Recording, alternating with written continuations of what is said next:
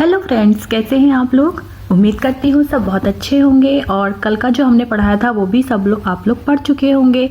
तो कल हमने 25 पॉइंट्स कवर किए थे, जिसमें कि हमने बताया था कि सूक्ष्म जीव जो होते हैं वो 5 प्रकार के होते हैं। कवक, शैवाल और जीवाणु, विषाणु और प्रोटोजोआ। उनसे बहुत सारी बीमारियां भी होती हैं और वो हमारे लिए फ़ायदेमंद भी होते हैं।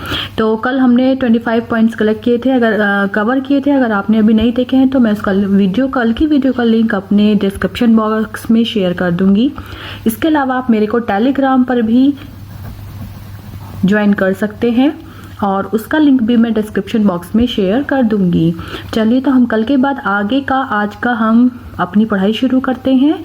ज़्यादा पॉइंट्स मैं कवर नहीं करूंगी, इतना ही कवर करूंगी कि आप एक दिन में ही उसको पढ़ पाएं, ज़्यादा आपको बर्डन ना लगे। चलिए, तो हम शुरू करते हैं। सबसे पहला है प्रतिजैविक दवाएं। देखो, कल भी मैंने ये चीज़ क्लियर करी थी आपको कि प्रति माने अगेंस्ट और जैविक माने जीवाणु, कि जो जीवाणुओं के अगेंस्ट दवाई यूज़ की जाती हैं उनको प्रतिजैविक दवाएं कहते हैं। तो वही लिखा है कि वे दवाएं जो रोग फैलाने वाले जीवाणुओं के प्रतिरोध में प्रयुक्त होती हैं प्रतिजैविक दवाएं कहलाती हैं। इसके बाद नेक्स्ट है प्रतिजैविक दवाएं कौन कौन सी होती हैं। पेनिसिलिन, जो हमने कल भी बताया था कि फफूंद से बनती है, पेनिसिलिनियम से, और इसकी खोज अलेक्जेंडर फ्लेमिंग ने की थी, सन 1929 में करी थी। और स्ट्रेप्टोमाइसिन, जो कि जीवाणु से बनती है, जीवाणु के अगेंस्ट ही यूज होती है। और शैवाल है क्लोरेलिन, उसी से क्लोरेला, उससे बनती है क्लोरेलिन। तो 3 हमने प्रतिजैविक दवाई यहाँ पर डिस्कस करी है। दूध से दही बनना बहुत इंपॉर्टेंट है। ये दूध से दही जो बनती है वो लैक्टोबैसिलस, एक बैक्टीरिया होता है, जीवाणु होता है, उससे बनती है। फिर आता है बच्चों नाइट्रोजन स्थिरीकरण। फ्रेंड्स, नाइट्रोजन स्थिरीकरण मैंने कल भी थोड़ा सा एक्सप्लेन किया था, आज डिटेल में है थोड़ा। वायुमंडल की मुक्त नाइट्रोजन को नाइट्रेट व नाइट्राइट में बदलना। क्या होता है, जो नाइट्रोजन होती है वो प्लांट्स को बहुत ज़रूरी है होती है, ये तो आपको पता ही होगा। तो वो प्लांट्स उसको कैसे लेते हैं, वो लेते हैं उसको नाइट्रेट या नाइट्राइट की फॉर्म में लेते हैं। लेकिन जो ये प्रेजेंट होती है वायुमंडल में, नाइट्रोजन जो नाइट्रोजन प्रेजेंट होती है वो वायुमंडल में प्रेजेंट होती है। तो जो क्या करते हैं, बैक्टीरिया होते हैं, वो सब क्या करते हैं, जो वायुमंडल की मुक्त नाइट्रोजन होती है उसको नाइट्रेट या नाइट्राइट में कन्वर्ट कर देते हैं, बदल देते हैं, जिसका प्रयोग बाद में फिर प्लांट्स या पेड़ पौधे कर पाते हैं। इसके बाद आता है कि ये आखिर करते कैसे हैं। जो मटर कुल के पौधे होते हैं, मटर कुल के पौधे मतलब चना, मटर, अरहर, दालें, जितनी भी दालें हैं वो सब की जड़ों में गांठें पाई जाती हैं। आपने अगर देखा होगा कि अगर कभी जड़ से उखाड़ कर उसको देखें तो उसकी जड़ों में गांठें पाई जाती हैं। इन गांठों में राइजोबियम नामक जीवाणु पाए जाते हैं। कौन से? राइजोबियम। ये जीवाणु जो होते हैं नाइट्रोजन का स्थिरीकरण करते हैं। कौन सा? बहुत इंपॉर्टेंट है कि नाइट्रोजन का स्थिरीकरण कौन करते हैं? राइजोबियम करता है। इसके अतिरिक्त एजोटोबैक्टर, जो कि स्वतंत्र रूप से मिट्टी में रहते हैं, नाइट्रोजन का स्थिरीकरण करते हैं। कौन से? एजोटोबैक्टर। इसके अलावा साइनोबैक्टीरिया हैं, नॉस्टॉक, एनेविना, साइटोनिमा और ऑसिलेटोलिया।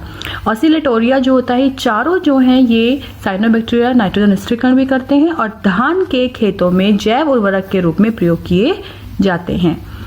सूक्ष्म जीव पौधों एवं जंतुओं के मृत शरीर के जटिल कार्बन पदार्थों को सरल अकार्बनिक पदार्थों में अपघटित कर देते हैं। आपने सोचा है कि कभी जब वो कोई जीव मर जाता है तो उसमें से बहुत सड़ने की बदबू आती है, वो क्यों आती है? तो वो इसीलिए आती है, जो उसमें सूक्ष्म जीव होते हैं वो उसके जटिल कार्बनिक जो पदार्थ होते हैं उनको अकार्बनिक पदार्थों में कन्वर्ट करते हैं, अपघटित करते हैं, जिसमें से बहुत स्मेल आती है। लेकिन वो बहुत, अगर वो मिट्टी में मिलता है तो मिट्टी उससे बहुत ज़्यादा उपजाऊ हो जाती है। इसके अलावा ईस्ट जो कवक होता है उसमें प्रोटीन बहुत ज़्यादा होता है। स्पाइरुलिना नामक साइनोबैक्टीरिया में भी प्रोटीन बहुत ज़्यादा होता है। फिर आ जाते हैं कि किससे क्या रोगाणु होते हैं। सबसे पहले है जीवाणुओं द्वारा होने वाले रोग। जीवाणुओं द्वारा देखो दोस्तों, तपेदिक होता है जिसे क्षय रोग भी कहते हैं, हैजा होता है, निमोनिया होता है, टाइफाइड होता है। ये सभी रोग जो होते हैं वो मनुष्यों में होते हैं। इसके अलावा एंथ्रेक्स रोग होता है भेड़ों में, जो कि होता है बैसिलस एंथ्रेसिस के द्वारा। कैंकर रोग होता है नींबू में, नींबू का कैंकर रोग आपने सुना होगा, जो कि जैंथोमोनास के द्वारा होता है। और आलू का रिंग रॉट ऑफ पोटैटो, ये भी जीवाणुओं के द्वारा होता है। इसके बाद आता है विषाणुओं द्वारा होने वाले रोग। विषाणुओं द्वारा जो रोग होते हैं वो होते हैं chicken pox, polio, hepatitis, chikungunya, जापानी मस्तिष्क ज्वर, डेंगू, ये सब मनुष्यों में होते हैं। इसके अलावा तंबाकू का मोजिक रोग, वो भी विषाणुओं के द्वारा है। और लीफ कर्ल ऑफ कुकुरबिट, मतलब लौकी में जो लीफ कर्ल वाला रोग होता है वो भी विषाणुओं के द्वारा होता है। अब आता है कवक द्वारा होने वाले रोग। कवक के द्वारा दांत, खाज, खुजली जो होता है वो भी होता है कवक के द्वारा। और वो कौन सी कवक से होता है? ट्राइकोफाइटन तथा माइक्रोस्पोरम से। आलू की पछैता अंगमारी या फाइटोफथोरा इन्फेस्टेंस के द्वारा होता है। और गेहूं की गिरोई व गेहूं का कंडुआ रोग भी कवक के द्वारा होता है। गेहूं का काला किट रोग पक्सीनिया के द्वारा होता है, जो कि एक कवक है। इसके बाद आता है बच्चों फ्रेंड्स की प्रोटोजोआ से कौन से रोग होते हैं? प्रोटोजोआ से एक मलेरिया रोग होता है, जो कि प्लाज्मोडियम वाइवेक्स से होता है और ये मनुष्य में होता है मलेरिया।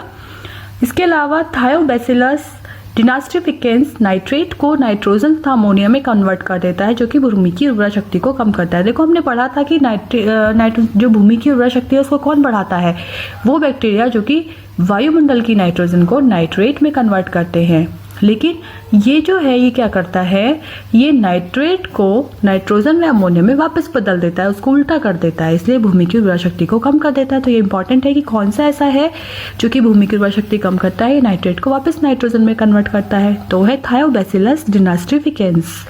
ठीक है, तो होपफुली फ्रेंड्स ये पॉइंट सारे आज आपको क्लियर हो गए होंगे और जल्दी से आप इनको लर्न कर लेंगे और फिर कल हम इसके आगे का पार्ट शुरू करेंगे। तो देखते रहिए, सब्सक्राइब कर दीजिए channel and like the videos और also join me on Telegram. Thank you, bye.